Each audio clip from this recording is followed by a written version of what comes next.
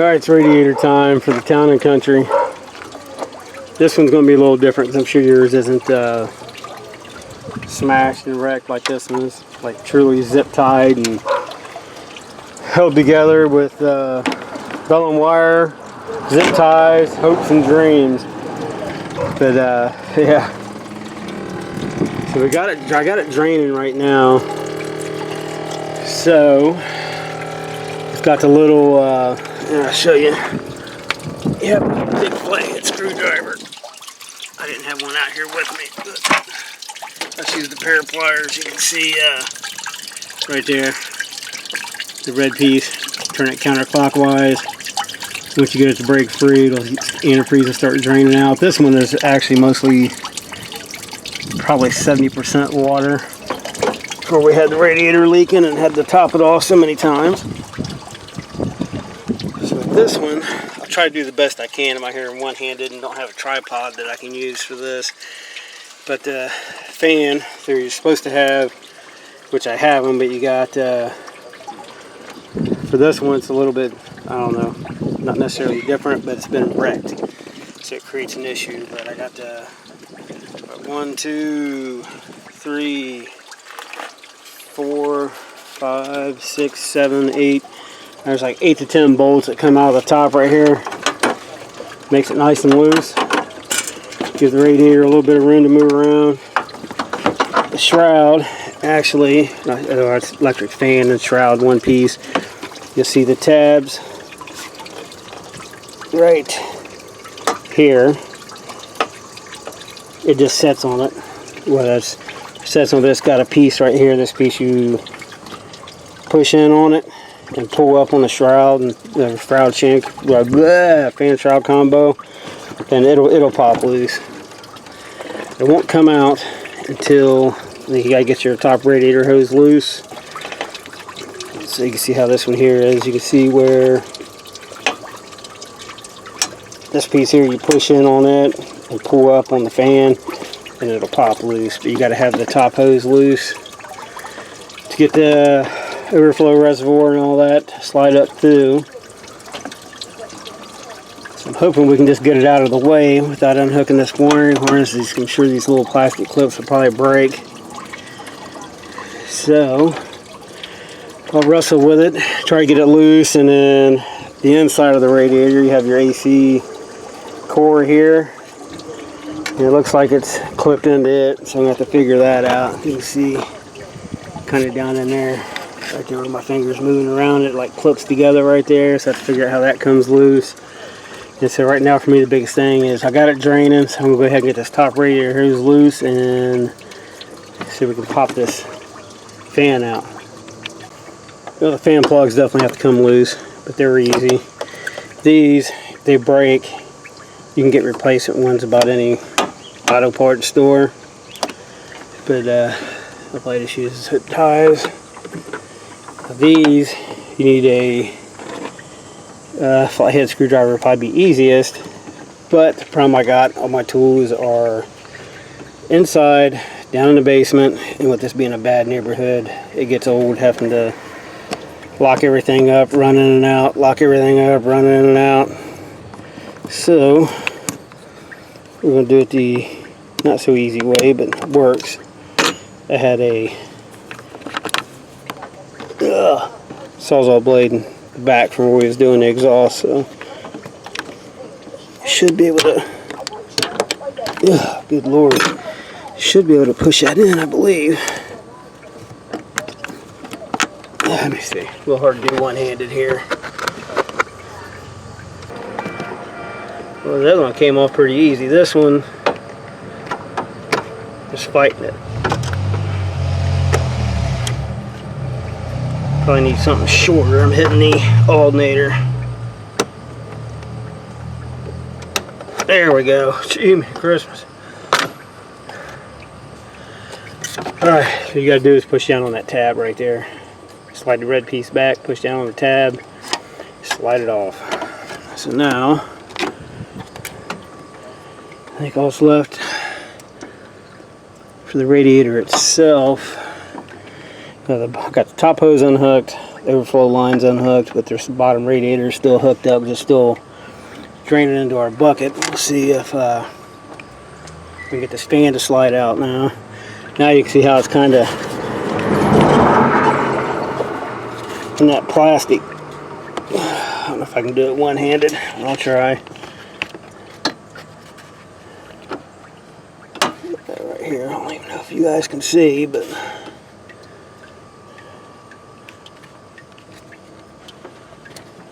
there we go. Alright, there's that side. This side's the same way. If you have two hands, it's not bad, but I don't even know if I'll be able to make a video out of this. So there we go.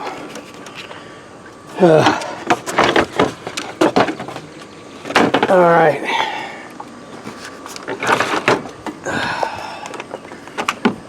Takes care of the fan and overflow tank. So that leaves here, you can see your little drain piece right there. They call them drain cocks or whatever they're called. So I'll tighten that back up. It's just barely even dripping. So that leaves lower radiator.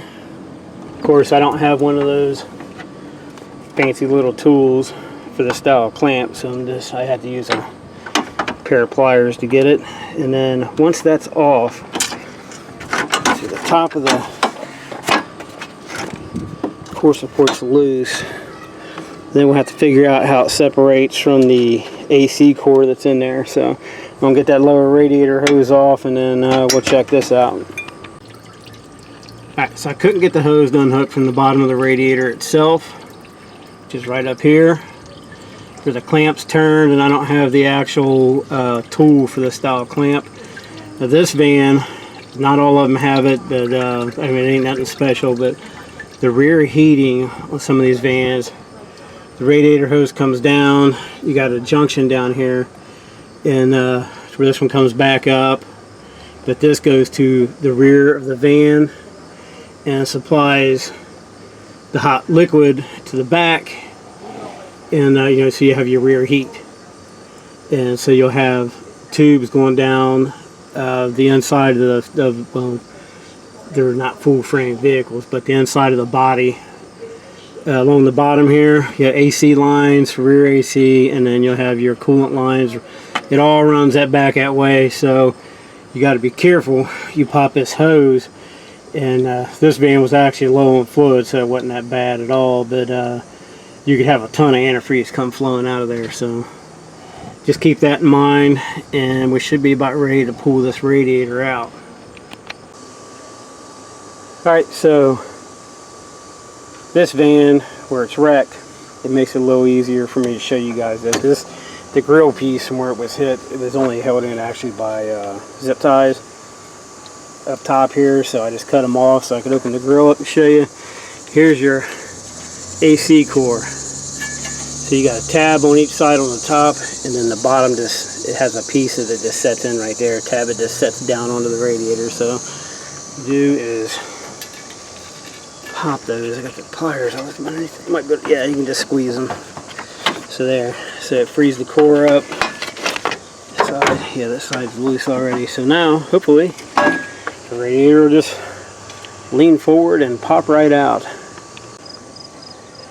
Alright, this bottom line, this one was a bare to unhook. I didn't even realize it was attached to the radiator. I thought it was part of the core support. But what do I do with that? So, this line here, this metal bracket actually hooks on this clip. There's one on each side. This one came off pretty easy. And this one over here was a bare. But they're like the other ones. They are, you got to squeeze the clip. You got to go in from the front or from the side and squeeze the clip to get them unhooked. That is a power steering line, actually.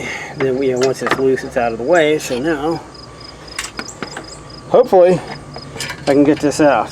But we're about to find out. Alright, it's going to save you a ton of fighting. Take this, you're better off getting that lower radiator hose off first. Man, that dude, and hooked underneath, but with all these lines, man, it fought me tooth and nail coming out of there. But it came out one piece. This one we had a problem with. See, it was this side here. After it warmed up, you can see where this probably just me spilling a bit, like right through here on the jug. It was after it got operating temperature. As soon as it built up pressure, it would start leaking. It was coming down the driver's side, dripping, and then going across the passenger side. Actually, you might still be able to. Yeah, some of the, oh, it's right here. Here's how bad it was leaking. So we just want to take it camping. I'm glad we seen it before we did, but here's our new one.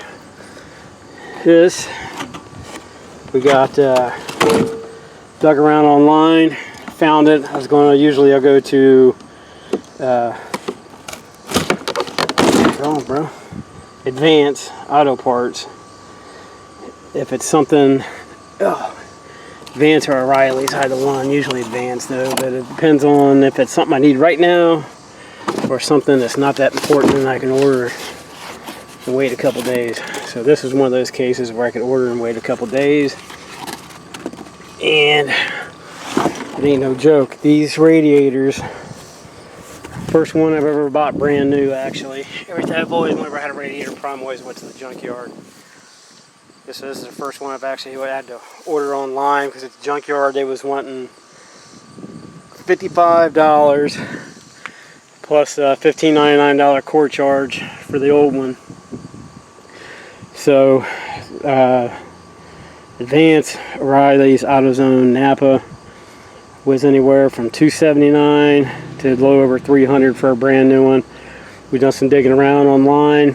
Just put in the 2010 Chrysler Town and Country 3.3 liter, and of course a big variety comes up, but this one came up. I think it's 1 year warranty, $84.99 plus tax. That includes shipping and everything. Had it in like 3 days, so we wasn't in a hurry to get one, so we went ahead and ordered it. Saved ourselves a bunch of money. So all right, we'll get this thing ready to go in. Just want to make sure everything looks the same. I mean, you got your tabs, your filler neck, how it comes out, same way. All your tabs up here.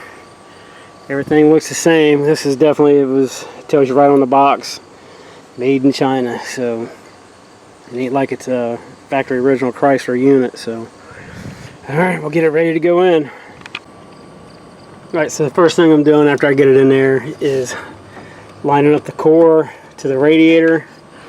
And it only has, like I said, it only has the clips at the top. You got those ones, they line up down there. The top clips in. Then you got your power steering line down here. That has a clip on each side. Clip those back on, which they are down low. So it sits right here on your radiator. Then it clips in the top. So that locks the AC core in place. Then you got your tube that comes across for your power steering. You have a clip for right here and a clip for right here, and in my case they just popped right on with no problem. And I'll tell you, if this one I don't have to worry about, obviously, because it's wrecked like I was saying, but I'll tell you, man, if it's it might be easier to take your grill out if you're able to, and you have like full access down in there. But mine is where it's wrecked and all the tabs are busting and everything, the whole piece leans out. So now it's just a reverse procedure from taking it apart. So, but you have, I'll show you on this old bad one. It's the bottom of your radiator. You have these pins right here. There's one big one, or one long skinny one here, and then you got another one over here, which looks like the grommet came out, so I have to get that back in there. So should be two long skinny ones in. I'll have to double check it, but yeah, here we go. So that's your radiator. Sets. It's right down in here. So I have to double check this one, and yeah, because I highly doubt that radiator came with one, but I'll fight with it and get that back down in there. It goes on this side, but so I'll get that back down in there. It's a cushion, so you're not like metal to metal. So I'll get that back down in there. So after you get that in, it's just reverse procedure from when you took it apart. So we're gonna hit it, see what we get. All right, we got everything button back up. As I was saying, it's reverse the procedure of however you took yours apart. Could have been different than the way I done mine, but got the new zip ties put in where they needed to be and all that good stuff. And the only thing I noticed on this was a lot of vehicles will have a some people just call them burp valves. It's for the cooling system, and a lot of times they're by the thermostat housing, but this one, I just can't find one on it. So the deal is you get them running warmed up, and then you can use that burp valve to get the air out of the coolant system.